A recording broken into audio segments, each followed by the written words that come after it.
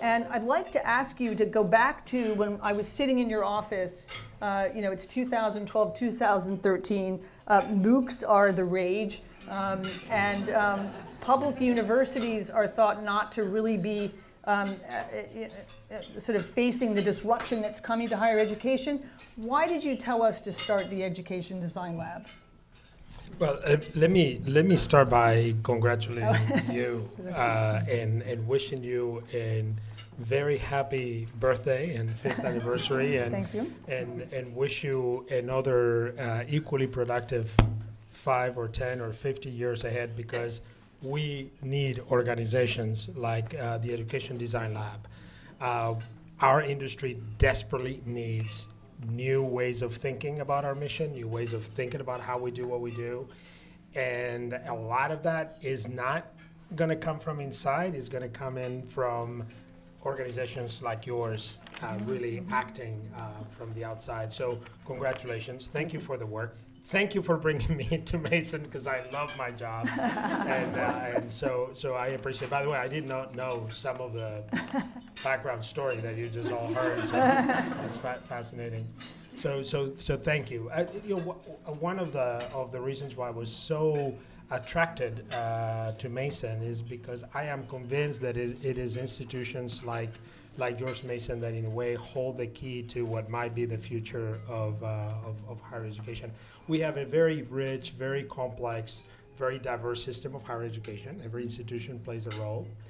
But there is something about these very large, comprehensive, metropolitan research universities that are becoming the anchors of these knowledge hubs that are emerging in different parts of the world. Universities that are doing good research, that are doing good academic work, but that have a really inherent commitment to opening the doors to as many students to have the biggest impact that they possibly can.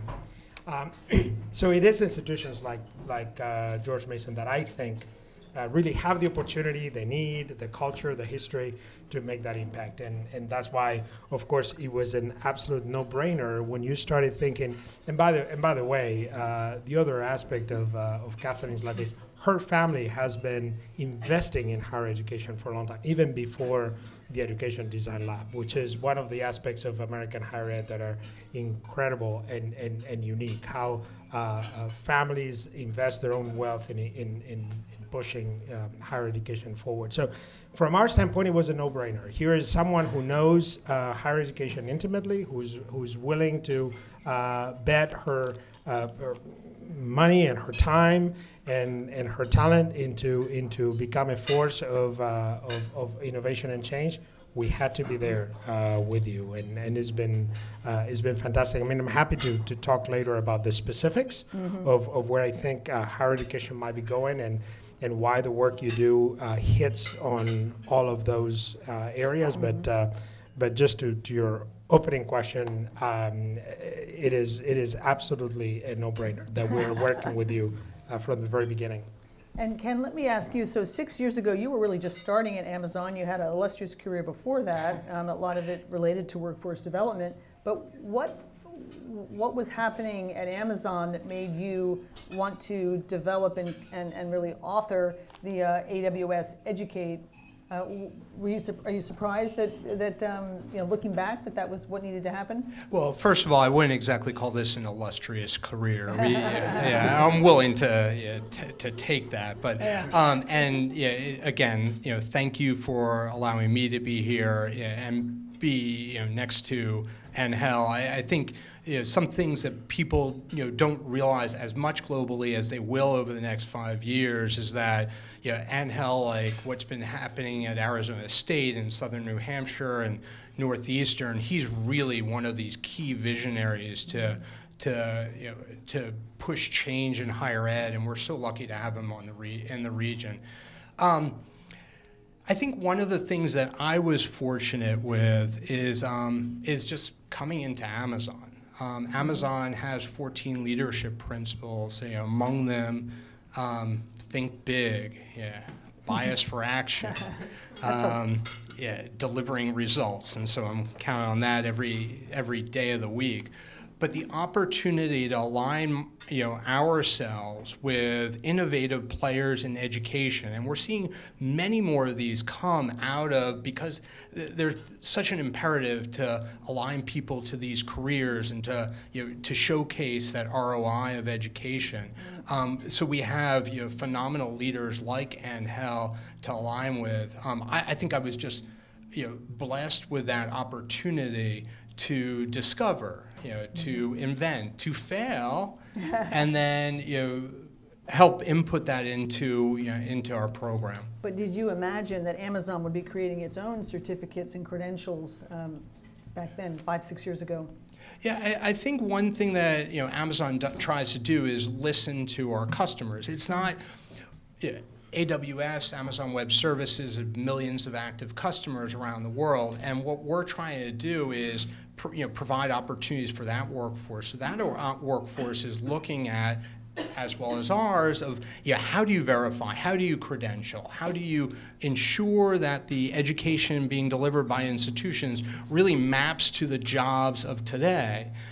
It wasn't always apparent, it's still isn't, but there's institutions that are really leading the way towards that. So I think we're just following our customer into this. Mm-hmm. So this is a question for both of you. Whoops. This is a question for both of you. So the paper that we released, The Learner Revolution, is really about the modularization of learning in such a way that learners can drive what pieces of it they want, just in time or full degrees, however they want to do it. And employers can actually reach into the system, into pathways, and say, here's what we're looking for, who's in. How fast do you see this world becoming the norm? This is for both of you. We're there. You use a nice metaphor, I think, in the white paper. You call it weaving? Or the weave. The weave. I like that a lot. And I think the days of sort of the ivory tower metaphor are gone, right? This notion you have this sort of isolated place that you go to, spend a few years isolated from the world, and come out a different, more enlightened person. That metaphor doesn't work anymore. It doesn't reflect at all what institutions like George Mason are today. We're more, I don't know if you want to call it a town square or a market. We were in New York at the Jose Andres new concept, the mercado in New York. Maybe it's a mercado or something, but not in the economic sense. But it's sort of in a place where there are multiple entry points and multiple exits, where they're really conveners of knowledge and talent. Talent is a funny thing, right? Talent breeds talent. Talent attracts talent. Talent is drawn to places where there is talent, and that's the role universities play. So, in a way, probably in a few years, the least interesting thing that we'll offer would be the most sort of the formal kind of degree grad. That's not going to go away, but that's just going to be one of the many functions that universities play. So that reality for us, it's already there. I mean, it's not a new thing. Many of our students, we still call them, we should talk about it in the white paper. By the way, if you haven't read it, read it. It's a very good paper. This stupid concept of we still call them non-traditional students, what we know is the majority of their students are non-traditional students. So about time we come up with a different number. That's the reality of Mason. So our students, every student has a different story, a different life journey, and in a way, if anything, we've been resisting that, and we've been creating obstacles for that. And what is happening, I think that the market is ahead of us, and we're finally responding. Yeah, I mean, if I were to address that, I look at the concept of lifelong learning, and if we, in essence, it doesn't make sense in that we push people towards terminal degrees and terminal ends to their education, and then they're lifelong learners. In essence, education is fluid. And it needs to be more modular, and it needs to be more flexible. And yes, people need to go back, and get, re-education in X or Y, and need to have, fundamental understanding of those competencies. But also, the world is changing so quickly. When I look at it from a macro perspective, we're in the middle of this fourth industrial revolution, so by the cloud and advanced services like artificial intelligence, machine learning, robotics, and so on. Amazon Web Services has grown with this. Fastest IT vendor to $10 billion in yearly revenue, and now just a few years later, we're a $30 billion yearly run rate, growing a startup-like clip of 45% year over year. This is producing a vast job opportunity. Cloud and computing has been the #1 LinkedIn skill for the past 4 years in a row. And we look at this in terms of software development and new stuff like DevOps and cloud architecture and all of this stuff in data like artificial intelligence and data sciences and analytics and so on. And even middle skill jobs, that could be cybersecurity, cloud support engineer. Is education truly mapping towards those? Glassdoor ran a study a few years back when they showed companies over their platform, the time to hire increased by 80%. Think of that, a doubling in the time to hire. Think of the amount of costs that our companies are throwing into that system. Think about that lost innovation cycle by all these companies, and think about all these students who have an opportunity to go into those jobs that are being left out. If you don't align to competencies, to credentials, I think that's a variety of stuff that we can get into. So Ángel, so Amazon comes to town, very exciting. You were very involved in that. We hear that there are going to be 25,000 jobs in 10 years, within 10 years. There are going to be another 22,000 by Mason's projections of indirect jobs. Do you snap your fingers and start to create pipelines of more graduates, or how do you solve for that up and down the curve in terms of who your students are? So let me frame this first by saying it is a very interesting challenge, but boy, these are the challenges you want to have. So this is huge for our region. I am convinced that the world, when the internet started, we all thought that all of a sudden distance didn't matter. You could live in the mountains in a little town and connect with the work and all that. And what we've seen is just the opposite. People are flocking to big knowledge hubs. The big hubs are becoming bigger. And in fact, the problem we're having is the rural areas and the middle America is in trouble. People want to be, talent attracts talent, talent wants to go to talent. So first of all, for Northern Virginia and Greater Washington, to have this decision come our way is huge, and it cannot be exaggerated because it helps brand Washington, Greater Washington, one of those knowledge hubs. It is not just the 25,000 jobs, which is likely to be more than that just from Amazon and all the indirect jobs. It is the whole host of companies. Amazon started in Seattle, and this is Jeff Bezos telling the story because Microsoft was there first. Right. And because I need the talent that can spill over I'll take the crumbs from Microsoft and look what happened. So the next Amazon may happen in our region because Amazon was here first. So that is huge. Now, to put it in perspective, George Mason was already growing at about 1,000 students per year. Since I've been here, over the last decade, George Mason accounts for almost 60% of all the growth in Virginia, just one institution. So even before the Amazon decision, we're growing like crazy. When people ask me what are our biggest sort of concerns, it's like my colleagues, Michelle is here, Rose Pascarell, Nance. When we meet, where we're scratching our head over is how do we make room for 1,000 students every year, right? That's before Amazon. Right. Now Amazon comes in. We jump up and down, pop up the champagne bottle, and then we sit down and say, oh,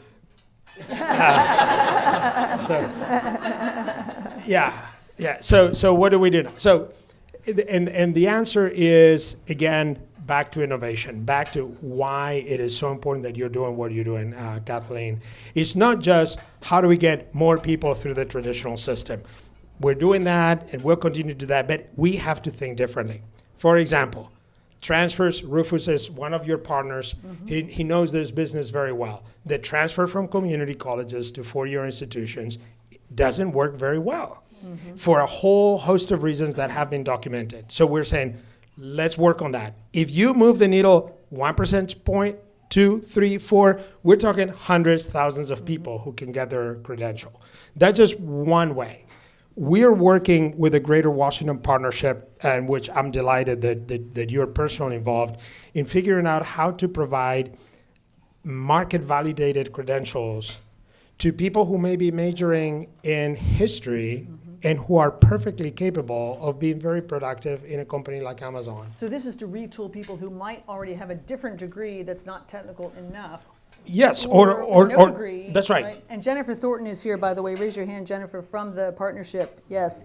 Yeah. This is exciting. This is a sub-degree credential that can help you get hired, right? That's absolutely right. And you can get someone with the communication skills and the analytical skills and the critical thinking skills of a history major who actually knows how to code and how to use digital techniques. So that's another element. The work we're doing that we have done with you, the work that we're doing now with the help of other organizations like Strata, like some of the leading employers in the region, to help us also align better the curriculum, align better the sort of the students that are coming out of Mason with the workplace. So again, answering a little long answer to your question, but it's not just about doing more of the same. We have to think about a different way, otherwise we're not going to meet the demands of these guys. And can you have some other ways that you're trying to find different kinds of workers besides Angel's new graduates, right?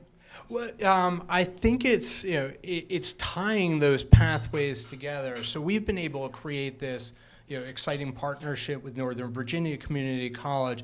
And to Angel's point, community colleges are so vital because they can act as pillars of that community. They provide us diverse candidates that potential dual enrollment paths with K-12, as well as transfer agreements. And the advanced relationship with George Mason is just a phenomenal opportunity in addition to that reskilling. So they launched an associate degree with a specialization in cloud computing last year. And by the way, they moved so quick on this. We're used to higher ed moving at a different rate than industry. Well, Northern Virginia Community College launched that program within about, I think we met Scott Rawls, the then president of Northern Virginia, in about February, and they launched it that fall. Wow. So truly exciting. Again, the relationship with George Mason we're going to look at relationships with and work with Virginia Tech to make sure that we're backwards mapping this curriculum to jobs. But you're also doing some things, for instance, in your I guess in either your warehouses or your call centers to upskill people into technical jobs from your own employees, right? Yeah, we have a program called Career Choice that provides people in fulfillment centers with education that can enable them to go into other professions. And those professions originally not at Amazon. To Angel's point, it's really about all of these employers that can be in the region looking for employees. Now, I have a specific focus on pushing people into tech orientation. It's not just about software developers and cloud architects and data sciences, though that's really important. It's also, though, about people who can cross over and have, I don't have a BS or a technical degree. I have a BA in government. Right. And now I'm doing this. But you have to be able to walk over into technology and define features and specifications for a new product and so on and so forth. And so those crossover talents that Ángel is mentioning is really important, but everything has to be backwards mapped from careers as opposed to forward mapping them from Degrees, old degrees. Yeah. So I fully agree. Now, in higher ed, you used to actually risk your life for saying things like that. In the sense that we should be above all that, right? We're just enlightening minds, and we should not be too concerned about jobs. We actually, at Mason, we've never been ashamed of admitting that part of our responsibility, we pride ourselves of our liberal education tradition. We pride ourselves of the complex set of skills and abilities that our students develop. But we realize that you're not doing your job educating citizens for a thriving society if those citizens cannot be productive in the society we live in. So for us, the job aspect of our education is central to what we do, and we're not ashamed to do that. So when we, about 3 or 4 years ago, we wanted to create, we were getting kind nudges from our friends saying, we don't have enough cybersecurity people. You need to produce cybersecurity people. So, okay, let's create a bachelor's in cybersecurity engineering. Well, it didn't exist. So we actually asked the industry to help us design it, and we did. So I think this notion of listening to employers or trying to align curriculum, of design curriculum based on what we hear from them, should not be embarrassing in higher education, should be actually the norm, because you should not see that as incompatible or inconsistent with the liberal education tradition, which has been the hallmark of American higher education and should still be. So let's talk about the foundational skills, or the 21st century skills. So an interesting report came out from Burning Glass Technologies just the other day that said that that a majority of job descriptions ask for 21st century skills, like communication and collaboration and critical thinking, but that only less than a quarter of resumes actually tout that the students have these skills. They don't either know to tout them, or they don't feel they have the credentials to tout them. Now, our very first, for those of you who don't know, one of our very first design challenges with Mason was on this topic of how do we create 21st century skill credentials that will be meaningful to employers. And now, through the work we've done, we now have 500 institutions that are using the toolkit that germinated from the work with you all.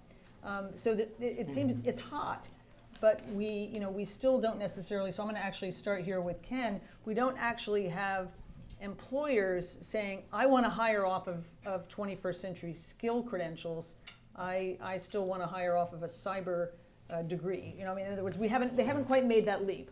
Right. I think it's, hey, listen, industry needs to be super humble coming into this. First of all, we can't just be expecting education to be graduating people ready for us. We got to put a lot of skin in the game, and we got to do professional development. We got to map backwards to those competencies and so on. But I do see that as a growing need. When we look at it, we look at our Amazon leadership principles and don't think that we don't test those with people as they interview for jobs. It's paramount. So yes, there is a technical competency, but we're also looking at people that can invent and simplify, show bias for action, have backbone, disagree and commit. Now, I think that some of the things that you're talking about, collaboration, communication skills. We have actually a narrative culture, and so students need to write, and they need to act. Well, employees need to write well. But does education really prepare people to invent and simplify? Do they encourage failure? Do they encourage bias for action or moving fast? And I think we need to look at ourselves in both. We should be going deeper into that work with you to think about it. But you're right. As we get into that collaborations, I think you've also got to press us, make sure that our job descriptions and the way and that our interview matches with that. And I think we're all growing into this. One of the things in now famous report, which you all are either have or will read. We did not pay him to say this. No, there is no. I'm serious. There's I love the graphic designer and those. Oh, she's here actually. She's the photographer back there, Kenna. Oh, great job, great job. So there is a graphic that made me think a lot. I think it made me imagine a new kind of transcript, and we're playing with that just on the margins. But I'm very excited about it. Imagine if in 10 years, a transcript right now gives you a lot of not very interesting information. Right? It says that you took a class in American history. It says that you took a class in calculus, or it says that you took a class in introductory physics or in whatever it is. It doesn't say two things that, to these guys, I suspect are far more important, which is what skills have you demonstrated that you have, in whichever means, through whichever means you acquire them, right? And the other two is what is the portfolio of activities that you've done that are really cool and interesting, right? Mm-hmm. So imagine a transcript that says, this guy or this woman has a level 5 in verbal communications, or a level 4.5 in teamwork, or a level 5 in critical thinking. And by the way, it has this very interesting Amazon Cloud Computing certification and this Google certification, whatever it is. And by the way, here's a portfolio of very cool things this person did, right? Mm-hmm. It created a new business. It engaged in a service learning project with a very interesting NGO in the community, right. And it traveled to the Sahara to understand how people live in isolated places in the middle of the desert, whatever it is. I would say, now it allows me to make a more informed decision. So I think in terms of what may be coming, mm-hmm. and one of the areas that the education design lab is leading, that's one that I think has a lot of potential. Mm-hmm. Yeah, if I could address that briefly. So we, with AWS Educate, the work that we do, we put a portfolio together. Students have to fill that out, and tied to that absolutely is that project-based real-world experience. It's very rare that Amazon or the customers that work with us are hiring people based on just pure theory. We need to see practice. And so what we did is we worked with hiring managers, and they said, what are our interview screeners? And we put those interview screeners as actual work products. And now we're working with institutions to embed that into the school activities. Because we don't think, yes, apprenticeships are important, and we've done some really cool things, again, with Northern Virginia Community College and Dallas Community College around military apprenticeships. And yes, internships are important, but we also need to blend real-world experiential stuff into the classroom. And there are great opportunities through the cloud. Every single class needs to do hands-on stuff, but that needs to be captured and verified as well. Assessed and credentialed. Absolutely, right. Absolutely. All right, well, this has been fascinating. We now need to move to our discussants, who are going to, this is the way in which we're going to take get a couple of comments, because the room is so full of amazing people that we want to get a few more people up here to have a conversation. This notion about the revolution, as Ángel has stated, it has already begun, and it is outpacing many of us. And I will tag on to something that Kathleen said. She talked about just in time. I am currently involved in a conversation around the unbundling because of the revolution. And the statement is, it's not about just in time as much as what we have been doing for the past 100 years or so, when we've been doing just in case.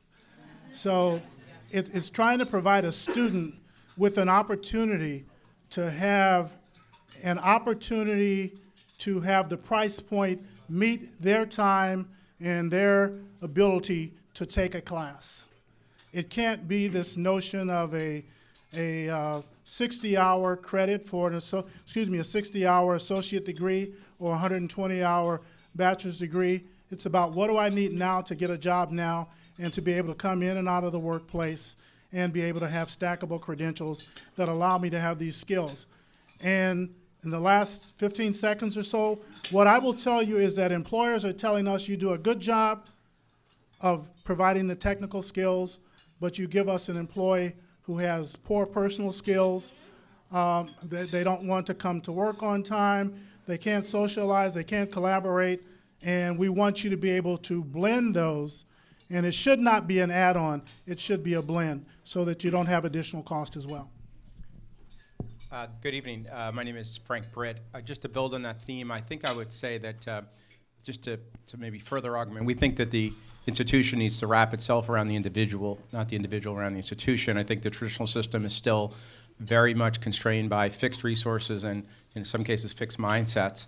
And so we've really tried to eradicate the current model down to the base and then rebuild it and say, if you built a school for one person that was uniquely tailored to that individual, what would you need to wrap around them? And I think what we've learned, we're very preoccupied with the middle skilled workforce and working adults. And what we've learned is that the thing that gets in the way is typically not primarily academics, although academics can always be a source of challenge, and we work hard to help mitigate that. But it's all the other social capital dynamics that really stand in the way. So we're working hard on innovating around how do you scale mentoring models, how do you introduce financial literacy programs, how do you really tap into this sort of misconception that the middle skilled workforce doesn't have social capital. They do, they just don't have it in the conventional definition of LinkedIn. But they do have people who care deeply about their success, and they believe they can be the power in their community and in their family. And so I think the general idea of skills is the new currency, but there's a lot more people in that community who can help a person become their best self. And I think the challenge for all of us is to try to figure out how to tap into those good resources that are there, and then obviously not innovate to the best we can with contemporary learning models. Hi, I don't know about you, but I felt like I saw part of my dream sitting up here when I saw the employer and the educator sitting together. Because I have these dreams that where there isn't distance between the people who need the talent and the people who equip the talent. I have a dream and I want to make it come true. And you now are now apostles of this. And I think this document really moves to that, because that is the way that we're going to have people not waste their lives and their money and their family's time on getting something, a credential or a degree, that has no relevance, that won't pay off. In fact, they will be paying it off for a really long time through student debt. So I am with Goodwill. So, the couple of million people who come to our door, or the 36 million people who come online, they're coming looking for a better opportunity. And how do we, lower the friction and increase the access to opportunity and help people believe, or maybe doubt their disbelief, that they can't make it? And to me, that's part of what this is talking about, because you're right. Because it's childcare and transportation and it's couch surfing that gets in the way of people completing the credential that's going to help them get the good job. And there are some heroines who are doing things, raising kids, living in shelters, getting up at 4 a.m. to study online to complete the credential so they can get the good job. I met one last Friday. That happens. But it's got to move from being a best practice to being the common practice. And that's when we're going to get to scale. And this country needs scale. Business needs talent. We have more opportunities for jobs than we have people looking for them. And we have one of the lower labor market participation rates in our history, because people don't believe they have a shot. And I think one of the things that this type of approach offers us is how to help people believe they have a shot and take action on it, bringing together the whole ecosystem to make it happen.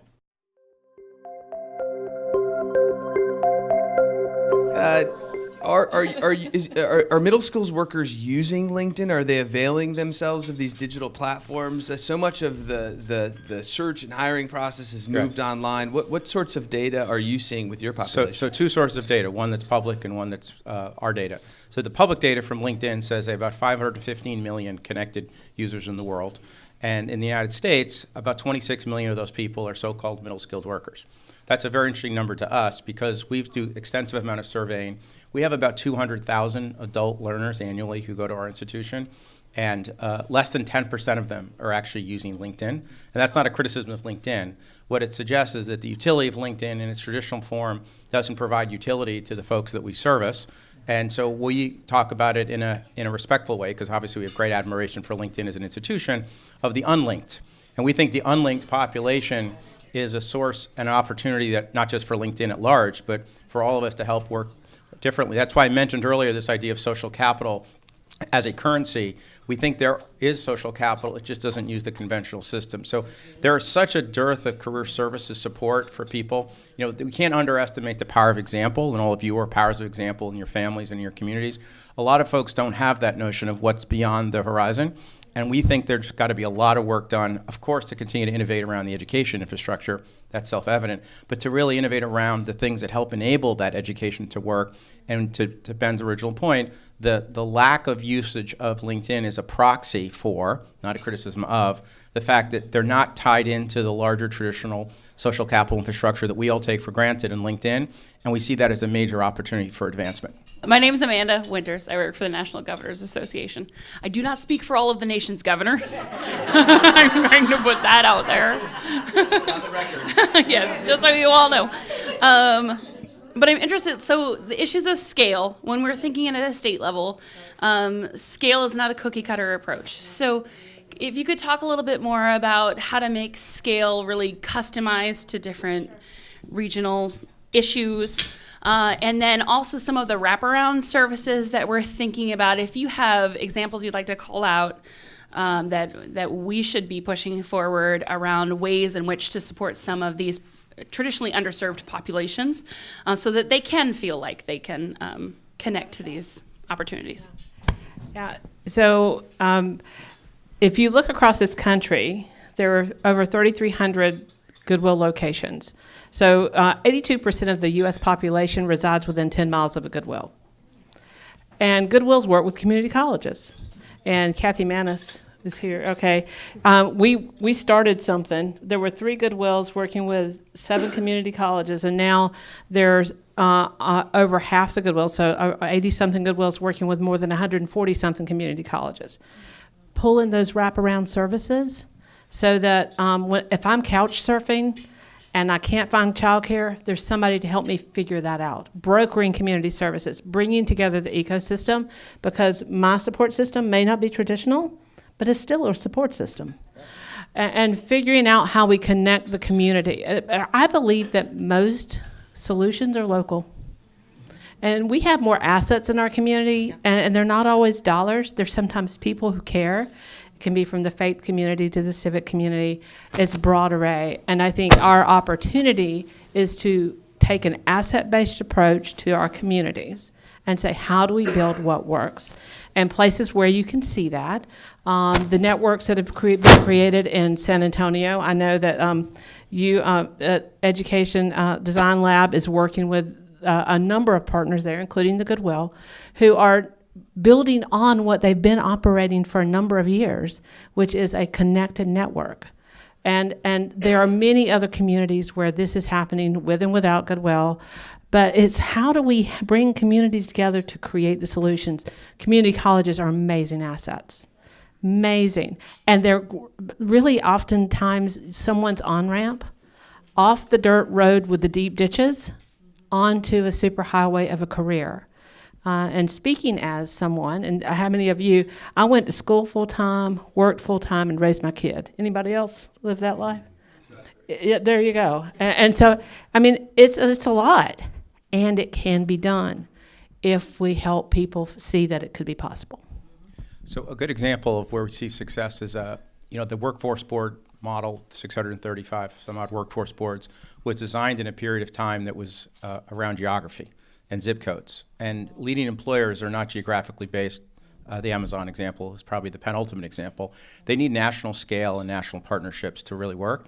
And the traditional system was premised on geography, works and still works, and is an important thing to continue to invest in or revitalize, but in and of itself is unlikely to provide the sufficient capacity and harmonization of practices across geographies. Having said that, there are examples at a geography level that we admire. One good one is in Dallas. So the Dallas Workforce Board is one of the more progressive workforce boards in the country. Lori, who runs that group, a longstanding leader in the field of workforce development, she acknowledged that 1 out of every 3 working adults in Dallas is the working poor. And why? Because they don't have transportation and they don't have childcare. So she stood up what she called a retail academy, which was funded by the Walmart Foundation to help essentially upskill folks who want a career in retail. And that model was likely to be replicated in other industry verticals. But she did not use just the traditional system of providers to help enable that. She acknowledges that, these are her words, that innovation can happen from within the system, but it's going to need to also involve some level of non-traditional partners and enablers in the sector to where 1 + 1 can equal 3. So it's not about eradicating the current folks, because that's impractical nor a good idea, because there's such power and innovation of the current providers, but also to not only rely on the current system to help innovate to the 21st century, because that's really not the way most industries evolve. And I think Lori is embracing that idea and doing it at scale. I'd like to expand upon the ecosystem and talk about chambers of commerce. Chambers of commerce should be looked at as the hub for what happens in the community. And if you take the individual local chambers of commerce and then you take the state chamber, then you can see that ecosystem start to broaden and expand and scale based upon the mixture of members that are part of the chamber. Because you're talking about nonprofits, major corporations, you're talking about businesses and others that are part of that. And when you think about a community college student, many of you have probably been reading about Sarah Goldrick-Rab's discussion around hunger and food insecurity. And she had an opportunity to survey 33,000 community college students. And there are millions of community college students that are out there. But when you think about a community college student that is sleeping in a car or not sleeping in their own bed or living off of ramen noodles, which is not nutritious, and you think about the ecosystem, that means our foundations, it means the food and grocery companies and the restaurants that throw away food on a daily basis. And look at that entire ecosystem, which includes medical, and which includes all other sites. You can then have those wraparound services that were discussed earlier, and then you can see the outcomes start to increase, and you see everyone in the community take a part in it, and then all boats can rise. The last thing that I would say is that we're making this nexus about access for community college, which was the primary mission in the early 60s, to now jobs. What happened with access to then jobs is that faculty weren't asked. They were told, we're moving from access to retention to completion in jobs, and it's now your responsibility. And many of our faculty are saying, what does that mean? So engaging them in this conversation can help bridge this notion of badging on top of credentials that are built upon by credit courses, that are built upon by a certain number of credit hours. But it takes that in order to reach the entire ecosystem and others so that everyone's working on the same page. This is such a treat for me because all 3 people up there have been inspirations for me my whole life. So we have at Jobs for the Future the opportunity to work with Amazon on the Career Choice Program, and it's been very interesting. We've had an opportunity to convene the community colleges as a delivery system and also employers. My question is this: I have absolutely no doubt that in Amazon time, we're going to be saying, Alexa, register me for Calculus 101. And if you like that course, here's some other ones that I might suggest, and here's a career path that I might suggest for you, right? And no question. Dr. Glasper and others, that how do we help the colleges, community colleges and universities and others in the community see that as an opportunity and not a threat? I would say you see it as not a threat by engaging them in the conversation. And that's why I brought up the faculty members. So many times we're looking at right now, how do we retain students for the sake of funding?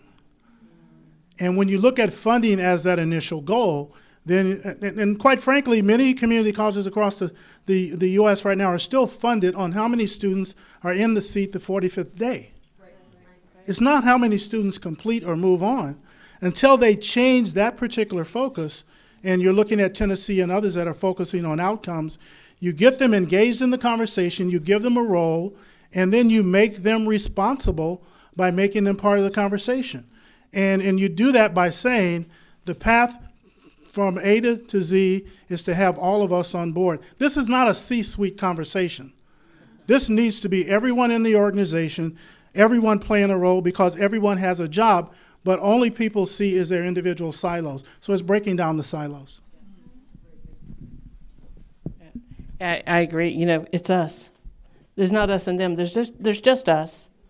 And you know, this is about our communities. And I think, you know, we have a noble cause, and it's individuals and families and communities and our economic situation, and it's us. And I think, you know, when we can see that, it gets us going. You know, we hear a lot of buzzwords in this day, like all learning counts, competencies are the new currency. And when we look at reports like this, which is excellent, we talk about a learner revolution in this context. And in hearing the commentary around the ecosystem, whether it's things happening inside Goodwill and support services, things happening across all the stakeholders who make up chamber memberships, what is really compelling to me is if all learning counts and if competencies are the new currency, we need to recognize all learning. And that's not just what's happening in our great colleges and universities, but it's the learning that's happening in the workplace. And it's not just for upskilling opportunities, it's for those entry-level jobs that people are coming to first, who need to actually get some experience before they go back into the education ecosystem. It's folks learning at libraries or other institutions within our community. But the data infrastructure is not there for us all to document, validate, and record that learning in a way that's interoperable across all of our systems and can be recognized. So this is the exact conversation we do need to have in terms of how competencies are going to drive the economy, and all learning needs to count within the context of our education ecosystem. Well, what I'm hoping we could do on the business community side and with other major stakeholders is to say, no, all learning truly does count. And from the business community perspective, we are investing hundreds of billions of dollars in training every year, most of which is not being captured or validated or documented in a way that empowers the American worker and learner and gives them agency in using that as currency. But I don't see that as a knock. I say that as an equal opportunity, because in where we're going in the learner revolution, employers are going to increasingly become educators, and it doesn't have to be an us versus them. It's both together, validating, documenting learning, and trying to truly enable competencies and currencies. And I think there's a ton of work going on, not only the Ed Design Lab, and congratulations on the 5-year anniversary, but Natalie's here from Bright Hive and the work that their team is leading, and so many others that I think we all need to rally around that vision. So just want to validate the work or the commentary that's been made about these other learning settings in the ecosystem, and hoping we can really broaden the learner revolution to truly make all learning count. Can I just comment on that? I think that mapping the data skills ecosystem is actually far more complicated at this stage than it is mapping the pedigree and credential portfolio, which is complicated.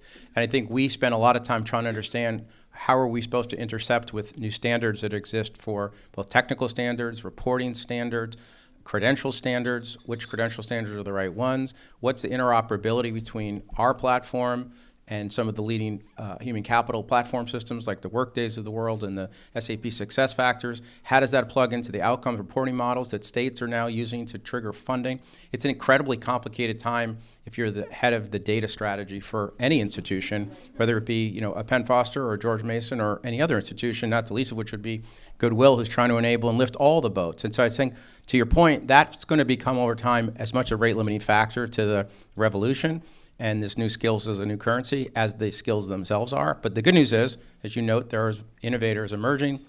Bright Hive is a good example that are trying to tackle this and do it in a way that builds trust in terms of the data and maintains the levels of compartmentalization in a sort of a early stage blockchain kind of way, but still allows much more fluidity in how data is transferred.